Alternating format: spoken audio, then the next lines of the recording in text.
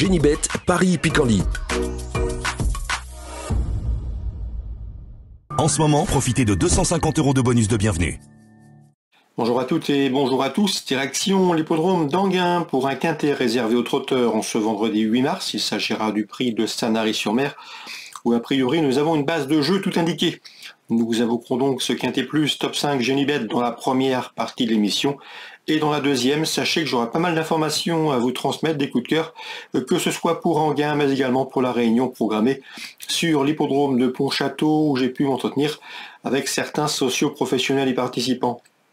Comme vous le savez, vous pouvez toujours liker ce programme et le partager, et ce via nos différents supports sociaux, ne vous en privez surtout pas. Donc pour ce quintet plus top 5 Génibet, prix de Sanary-sur-Mer à Anguin, j'aime beaucoup le numéro 3 Hamilton du Havre. À mon avis, c'est la base de la course, il a vraiment tout pour plaire. Lors de ses 10 derniers parcours, il a signé 9 podiums, donc 4 succès. Il reste sur des prestations de choix à Vincennes. Lors de sa dernière sortie sur le tracé proposé, il avait gagné au cours de l'été. Il a un bon numéro derrière l'autostart, il se plaît, piste plate. Yannick Desmet, son mentor, est très confiant. Le cheval devrait répondre présent. Numéro 3, Hamilton du Havre. La base de ce quintet plus, à mon avis. On peut lui poser numéro 4, Grand Canyon, qui vient de prouver sa forme, son classement 3e d'un quintet, le prix d'Arras, courant en février. Le cheval est confirmé autostart, apprécie les parcours de vitesse, c'est également un bon point d'appui. Numéro 15, Udo du Ruel, devra composer avec un numéro en deuxième ligne autostart, mais attention, il a remporté 2 de ses 3 derniers parcours, il a bien gagné le prix de Durtal sur un parcours analogue de 1100 mètres départ lancé, confirmation attendue. Numéro 9, Goldorak devra composer avec un numéro 9, ce qui n'est guère enviable. Il est irrégulier certes, mais j'avais bien aimé sa deuxième place, obtenue dans le quintet prix des Alpes au mois de décembre. Même s'il débute à Anguin, à mon avis, sa place est à l'arrivée dans le quintet. Numéro 10, Goldwyn Ducos est une jument de qualité. Elle a signé 6 succès l'an dernier. Elle est absente depuis le mois de décembre, mais attention, elle a des références à faire valoir sur le tracé proposé et à mon avis, elle peut bien faire d'entrée de jeu. Numéro 10, Goldwyn Ducos. Attention également au numéro 2, Fidel Madrid pour une place. Le cheval affiche 3 places dans les 5 premiers en 7 quintés courus. J'ai bien aimé sa deuxième place, obtenue dans le prix de Vittel au mois de janvier à Vincennes.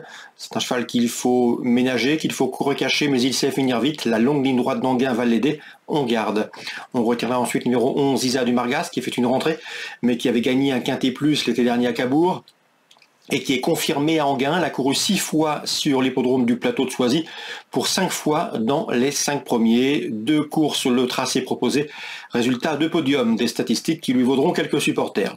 Numéro 7 dans cette épreuve, c'est Easy Atou. À mon avis, il est barré pour les premières places, mais il reste sur 2 honorables 4e places, dont une dans le prix de Cantal, l'autre pas plus tard que samedi dernier.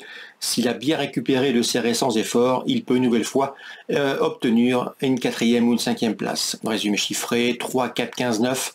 Devant le 10, le 2, le 11 et le 7. Je répète, 3, 4, 15 et 9.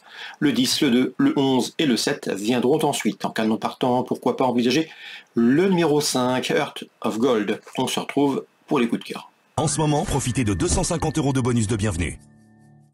Voici désormais mes informations et conseils de jeu pour ce programme du vendredi 8 mars. On commence par Anguin. Sachez qu'Hubert Combeau, dans la première, nous a parlé en bien du 111 Kersigan, un cheval qui est en forme. D'ailleurs, il vient de s'imposer à Graigne. Il l'aime bien. C'est un cheval en constant progrès qui a de la dureté.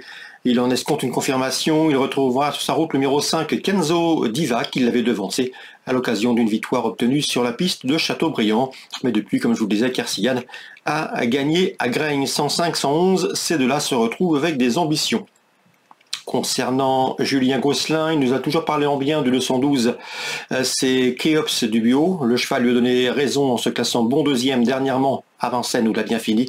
Un cheval de qualité qui a le potentiel pour figurer à ce niveau. J'aime beaucoup également le 205 Kérosène du Gers. Le Lièvre était confiant la dernière fois. Le cheval a gagné plaisamment. C'est un poulain estimé au sein de l'écurie Le Lièvre. Et dans ce lot, je pense qu'il doit jouer une nouvelle fois les premiers rôles. Il en a les moyens. Un cheval en retard de gain. Au dire de son mentor Enzo Lelièvre, 205-212. L'opposition a toutefois fière allure dans ce rendez-vous. Le 3 Kendrick, invaincu en 3 courses courues, comptera des supporters. Numéro 13 également Colosse, qui affiche lui aussi 3 succès en davantage d'épreuves disputées, mérite crédit. Donc dans ce deuxième rendez-vous, belle épreuve. Le 5 et le 12 pour des belles cotes, pour contrer pourquoi pas les probables favoris. le 3, le 13 en chiffres. Dans l'ordre du programme, 3, 5, 12 et 13 pour la deuxième. Dans la quatrième, le 408 Alpha s'annonce redoutable. Vous la connaissez, elle a pris la troisième place du prix du Calvados avant de courir le Cornulier. Ici, l'opposition dans ses cordes, elle devrait répondre présente. 408 Alpha. Je poserai principalement le 10 Urella et le numéro 4 In Love du Choquel qui ont formé dans cet ordre le couplet gagnant du prix Roxane Griff. C'était courant janvier. 408, 10 et 4. Yo Corbani m'a toujours présenté Original Winner, le 515, comme un très bon cheval. Il lui a donné raison en s'imposant notamment cet hiver à Vincennes. Le cheval est resté bien. C'est un cheval qu'il faut encore surveiller au moment du départ, au moment de la mise en jambe. Le cheval pourrait se précipiter, mais c'est un cheval qui possède un mot rush pour finir. Il est efficace piste plate. Il apprécie les parcours de vitesse. Il sait finir vite, à mon avis, dans ce lot. Il pourrait bien jouer les premiers rôles, le 515, Original Winner, estimé par Yo Corbani. On peut lui opposer le numéro 5 d'Ayak qui reste sur 2 plaisantes victoires sur l'hippodrome de Paris-Vincennes, 505 et 515. Dans la 6e, j'ai pu m'entretenir avec Alexis Euro qui présente le 609 Last Kingdom. Son interview sera certainement disponible sur canalturf.com. Sachez que c'est un cheval de qualité qui d'après lui vaut un autre genre, mais il aurait surtout préféré un parcours de plus longue haleine. Cela dit, si la course est rythmée et s'il n'est pas trop loin des leaders à l'entrée de la dernière ligne droite, et notamment dans le dernier kilomètre, eh bien le cheval a les moyens de faire l'arrivée sur le podium de cette course, donc une belle cote en perspective. Le 609 Last Kingdom, attention à lui pour le podium, a une cote intéressante. On peut lui opposer logiquement le numéro 13, l'Aigle Pass, qui avait terminé deuxième pour ses débuts publics sous la selle, et que depuis a gagné avant d'être disqualifié après enquête, il peut ici obtenir une compensation. Le 613, l'Aigle Pass, candidat au succès. Le 609 Last Kingdom pour figurer sur le podium à belle cote. Pontchâteau maintenant, c'est la Réunion 3. Antonin André n'est pas négatif avec le 108 Just Pacha, un cheval qui vient de rejoindre son effectif, mais le cheval est prêt. Il en escompte un bon résultat. Il redoutait en priorité le protégé et la protégée de Louis Jublot de 212, June du Rodray. Toutefois, je le reposerai le numéro 9 Joy de Penguin et le numéro 11 Jipco Skill, présentés l'un et l'autre par Noël Langlois, et le numéro 10 JPB qui reste sur une probante victoire autre montée. Donc pourquoi pas envisager des multis ou des trios dans le deuxième rendez-vous à Pontchâteau, Réunion 3, avec le 8 et le 12, informations en direct recueillies auprès des professionnels. Le 9, le 11 et le 10 me semblent également en mesure de bien faire. Dans la troisième, j'ai bien aimé les débuts victorieux à Mokanchi du 306 Livanto Kaloma. Le cheval devrait pouvoir répéter. Un petit mot également sur la Réunion 5 à Cagnes-sur-Mer, puisque Pontchâteau c'est la Réunion 3, donc Réunion 5 à Cagnes-sur-Mer. J'ai pu discuter avec Quentin Chauvelafay cette semaine.